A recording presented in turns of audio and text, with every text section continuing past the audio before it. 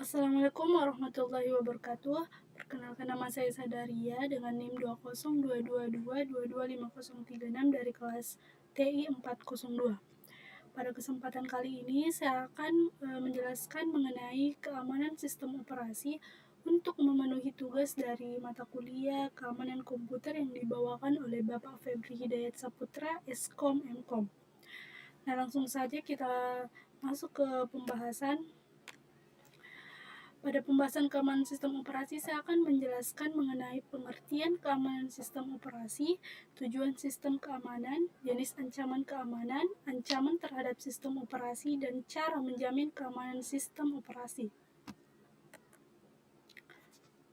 Keamanan sistem operasi atau keamanan US adalah proses memastikan integritas, kerahasiaan, dan ketersediaan US.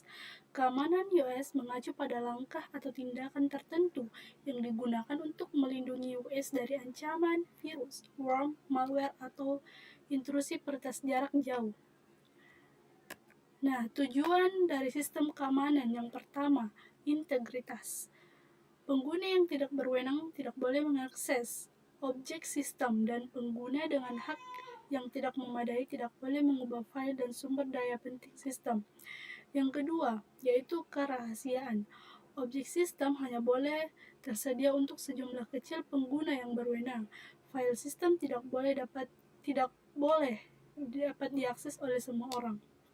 Nah, tujuan yang ketiga yaitu ketersediaan. Sumber daya sistem harus dapat diakses oleh semua pengguna yang berwenang, yaitu tidak ada satu pengguna atau proses pun yang dapat menggunakan sumber daya sistem. Jika situasi seperti ini muncul, penolakan layanan dapat terjadi. Dalam kasus ini, malware dapat membatasi sumber daya sistem dan mencegah proses yang bisa mengaksesnya. Nah, adapun jenis ancaman keamanan. Jenis ancaman keamanan memiliki dua ancaman. Yang pertama, ancaman program. Ancaman program terjadi ketika program pengguna menyebabkan proses ini melakukan operasi berbahaya.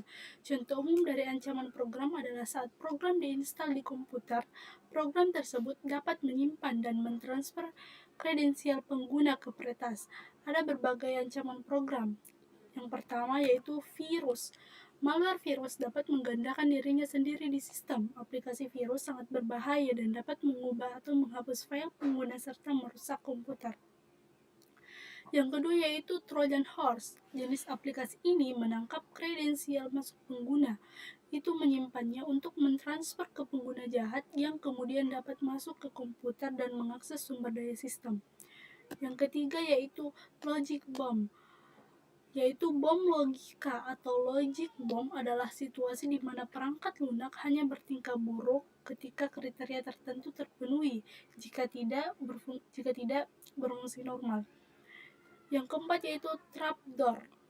Trapdoor atau pintu jebakan adalah ketika sebuah program yang seharusnya berfungsi seperti yang diharapkan memiliki kelemahan keamanan dalam kodenya yang memungkinkan melakukan tindakan ilegal tanpa sepengetahuan pengguna. Nah, untuk ancaman yang kedua yaitu ancaman sistem. Adapun ancaman sistem digambarkan sebagai penyalahgunaan layanan sistem dan koneksi jaringan yang menyebabkan masalah pengguna. Ada berbagai ancaman sistem. Yang pertama yaitu port scanning. Port scanning ini adalah metode di mana cracker menentukan kerentanan sistem untuk serangan. Ini adalah proses yang sepenuhnya otomatis yang mencakup menghubungkan ke port tertentu melalui TCP atau IP. Yang kedua yaitu worm. Worm adalah proses yang dapat mencekik kinerja sistem dengan menghabiskan semua sumber daya sistem. Proses worm membuat beberapa clone masing-masing menggunakan sumber daya sistem dan mencegah semua proses lain mendapatkan sumber daya penting. Proses worm bahkan dapat menghentikan jaringan. Yang terakhir yaitu denial of service. Serangan penolakan layanan biasanya mencegah pengguna menggunakan sistem secara sah. Misalnya, jika serangan denial of service dijalankan terhadap pengaturan konten browser, pengguna mungkin tidak dapat mengakses internet. Nah, adapun ancaman terhadap sistem operasi. Ada beberapa hal ancaman terhadap sistem operasi. Yang pertama, perangkat lunak perusak. Perangkat lunak perusak ini berisi virus, ROM, Trojan horse, dan perangkat lunak berbahaya lainnya. Biasanya ini adalah cuplikan kode pendek yang dapat merusak file, menghapus data, mereplikasi untuk menyebarkan lebih lanjut, dan bahkan membuat sistem crash. Malware ini seringkali luput dari perhatian pengguna korban, sementara penjahat diam-diam mengekstrak data penting. Yang kedua yaitu intrusi jaringan. Penyusup jaringan diklasifikasikan sebagai penyamar, pelaku kejahatan, dan pengguna tidak sah.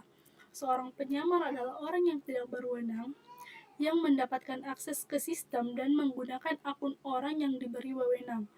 Nah, yang ketiga yaitu penyangga melimpah. Ini juga dikenal sebagai buffer overrun. Ini adalah masalah keamanan sistem operasi yang paling umum dan berbahaya.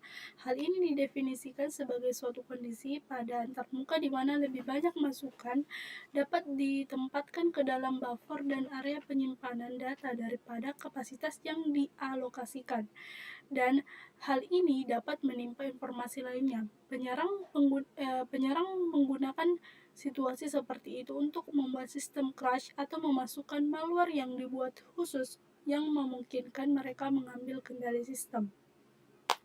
Nah, dari ancaman-ancaman yang telah saya jelaskan, ada cara untuk menjamin keamanan sistem operasi. Sistem operasi bertanggung jawab untuk menerapkan sistem keamanan yang memastikan keaslian pengguna yang menjalankan program tertentu. Secara umum, sistem operasi mengidentifikasi dan mengotentikasi pengguna dalam 3 cara. Yang pertama yaitu username atau password. Setiap pengguna memiliki nama pengguna dan kata sandi unik yang harus dimasukkan dengan benar sebelum mengakses sistem. Cara yang kedua yaitu atribusi pengguna. Teknik ini biasanya mencakup verifikasi biometrik seperti sidik jari, pemindaian retina, dan lain-lain. Autentikasi ini didasarkan pada keunikan pengguna dan dibandingkan dengan sampel database yang sudah ada di sistem. Pengguna hanya dapat mengizinkan akses jika ada kecocokan. Cara yang terakhir yaitu kartu pengguna dan kunci. Untuk masuk ke dalam sistem, pengguna harus memasukkan kartu ke dalam slot kartu atau memasukkan kunci yang dihasilkan oleh pembuat kunci ke dalam opsi yang disediakan oleh sistem operasi. Nah, pada kesempatan kali ini penjelasan yang saya paparkan tadi sampai di sini. Terima kasih atas waktunya.